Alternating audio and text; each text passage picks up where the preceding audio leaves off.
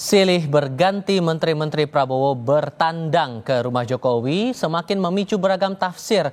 Meski mengaku hanya bersilaturahmi di hari Lebaran, tapi adanya ucapan-ucapan para menteri yang mengakui Jokowi masih atasan mereka, menimbulkan keraguan akan loyalitas para menteri kepada Presiden Prabowo. Kami diskusikan ini bersama anggota Dewan Pembina Partai Gerindra Dhanil Anzar Simanjuntak dan Direktur Eksekutif Parameter Politik Indonesia Adi Prayitno. Assalamualaikum semuanya, selamat sore. Waalaikumsalam. Terima kasih Selamat semuanya sore, sudah Mas. mau bergabung bersama kami dalam diskusi kali ini.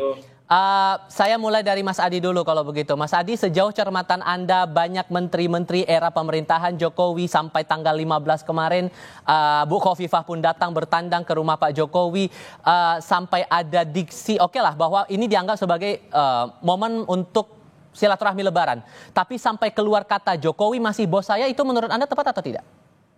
Ya, saya kira dua hal. Pertama, kalau persoalan silaturahmi politik, saya kira tidak ada persoalan apapun. Biasanya tokoh-tokoh kunci, seperti mantan presiden ataupun ketua umum partai, biasanya kalau dalam momen Lebaran dan Idul Fitri, memang seringkali dikunjungi oleh mereka yang disebut sebagai anak buahnya atau mantan orang yang pernah dibesarkan, kira-kira begitu. Tapi yang menjadi persoalan yang cukup serius itu, yang ini per hari ini kemudian menjadi perdebatan yang relatif agak sedikit tegang lah kira-kira begitu, ketika ada menteri yang mengatakan Pak Jokowi juga adalah bosnya.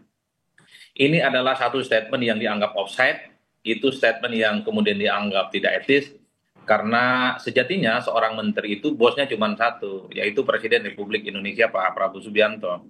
Jadi dalam konteks itulah sepertinya publik ini menunggu sebenarnya sikap resmi dari istana, terutama untuk menjaga kewibawaan di istana, bahwa para menterinya itu memang harus tegak lurus dan kepatuhannya itu kepada Presiden Republik Indonesia, bukan kepada yang lain. Kan di situ sebenarnya, Mas, Tifal, yang paling penting. Artinya apa? Sekalipun menteri ini secara praktik punya bos lain di luar Pak Prabowo Subianto, tapi tidak perlu juga kan secara eksplisit disebutkan bahwa bos mereka saat ini, misalnya Pak Jokowi ataupun yang lain. Kalau kita mau jujur sebenarnya, menteri-menteri dari partai politik, mereka juga punya bos lain di luar Pak Prabowo. Siapa bosnya? Adalah ketua umum partai. Tapi mereka itu kan tidak pernah secara eksplisit menyebut ketum itu adalah sebagai bos mereka. Itulah yang kemudian ketika pejabat publik, menteri, wakil menteri saat ini adalah anak buahnya Pak Prabowo Subianto, publik hanya ingin menilai bahwa satu-satunya bos yang ingin disebut oleh mereka hanyalah presiden, bukan yang lain. Oke. Nah, yang ketiga sebenarnya kalau mau jujur, dulu kan banyak sekali orang yang marah ketika Jokowi jadi presiden 2 periode masih disebut sebagai petugas partai oleh PDIP. PDIP kan dimarahi, PDIP dibully, itu tidak pantas. Sekalipun publik tahu bahwa Jokowi adalah PDIP, per hari ini mestinya ya istana mungkin perlu juga marah dan menegur menteri-menteri yang masih menganggap ada bos lain di luar Pak Prabowo Subianto. Jangan ada kesan bahwa pemerintahan dan kekuasaan hari ini itu masih ada bayang-bayang dari pemerintahan sebelumnya.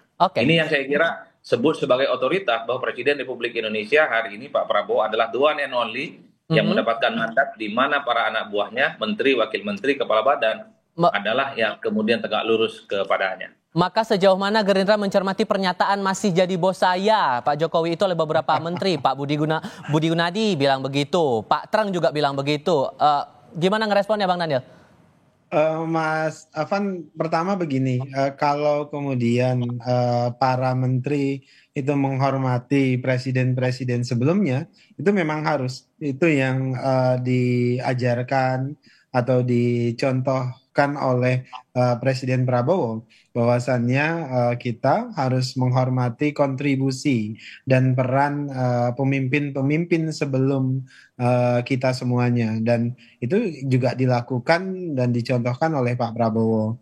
Kemudian kedua, terkait dengan silaturahim para menteri ke Pak Jokowi, ya itu memang baiknya begitu. Artinya mereka datang ke mantan-mantan presiden bersilaturahim, mendengarkan nasihat dan sebagainya. Nah, jadi terkait dengan itu Pak Prabowo justru mengendorse mereka untuk melakukan banyak silaturahim. Kemudian ketiga, kalau kemudian dari kegiatan-kegiatan tersebut diterjemahkan sebagai tadi ada matahari kembar dan Nah, iya. sebagainya. Itu kan publik berusaha beberapa pihak berusaha menggiring ke situ karena ada komunikasi yang agak tidak tepat. Mungkin begitu karena ada celah tafsir terhadap statement para menteri, itulah yang kemudian jadi tafsir yang bisa dikembangkan oleh Mas Adi dan kawan-kawan maupun publik. Jadi kalau Dan kemudian ini ada yang bilang juga bahwa jangan sampai ada matahari kembar, PKS kan sudah mengingatkan begitu Bang Mardhani. Bahkan ada yang bilang loyalitasnya dipertanyakan nih dengan Pak Prabowo, para menteri ini dengan arahan dari Pak Prabowo. Berlebihan kalau begitu menurut Anda Bang Daniel? dipastikan tidak akan pernah ada matahari kembar dan Pak Prabowo sepenuhnya adalah Presiden Republik Indonesia. Pak Prabowo tentu akan memimpin sepenuhnya. Jadi statement atau dugaan ada matahari kembar tidak tepat. Tapi memang yang harus diingatkan selalu kepada seluruh anggota kabinet Pak Prabowo dan itu yang juga selalu diingatkan oleh Presiden adalah perbaiki cara komunikasi, perbaiki cara memproduksi narasi. Karena cara berkomunikasi dan memproduksi narasi itu akan membuka peluang tafsir macam-macam. Oke. Nah, itu yang harus dihindarkan. Jadi, kalaupun ada yang salah di silaturahim atau di pertemuan-pertemuan itu tentu adalah cara menyampaikan komunikasinya. Jadi Oke. yang kemudian membuka tafsir macam-macam, memberikan kesempatan kepada Mas Hadi dan publik itu untuk memberikan tafsir yang kira-kira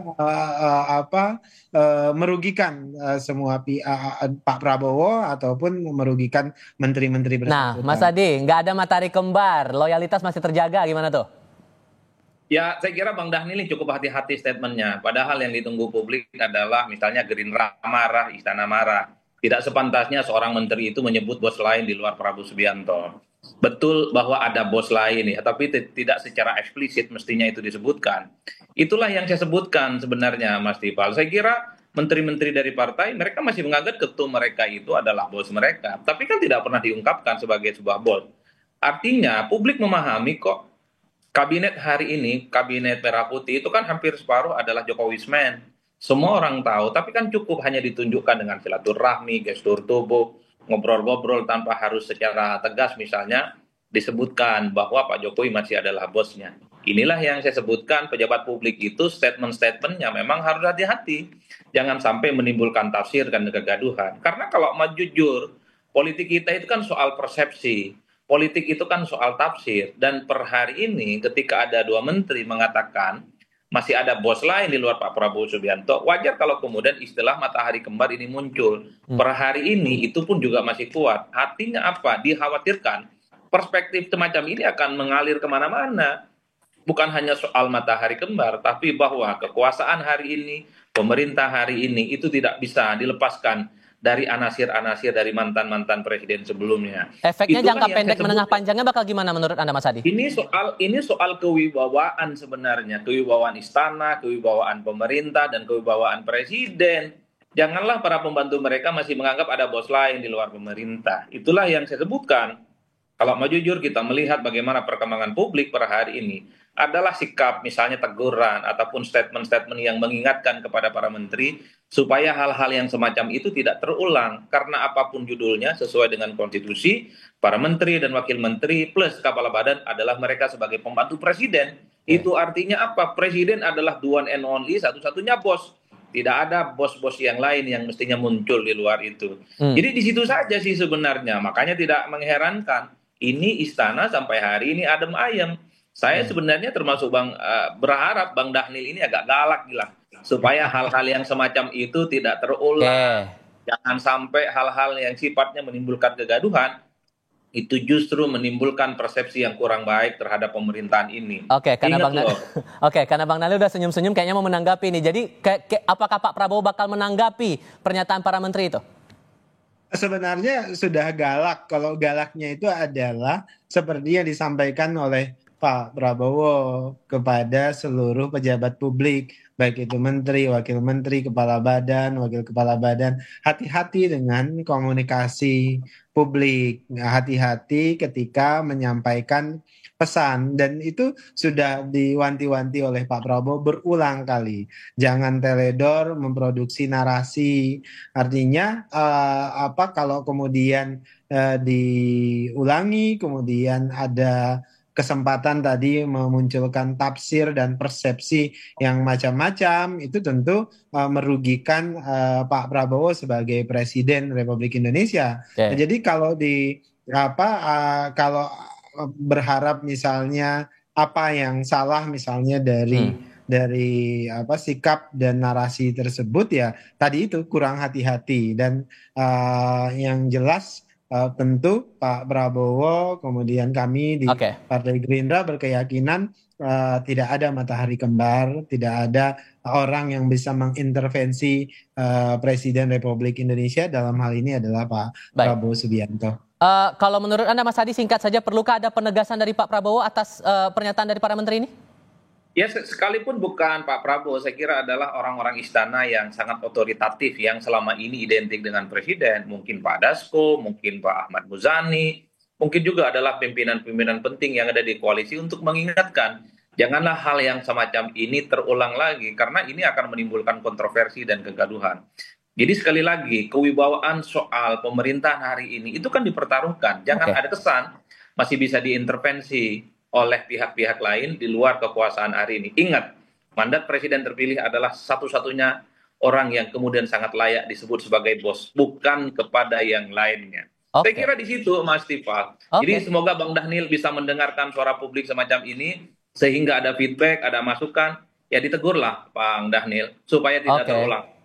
Baik, Mas Adi Praitno, Bang Daniel Ansar Simanjuntak, terima kasih sudah Ya, berdiskusi bersama kami. Selamat sore semuanya. terima kasih. Assalamualaikum.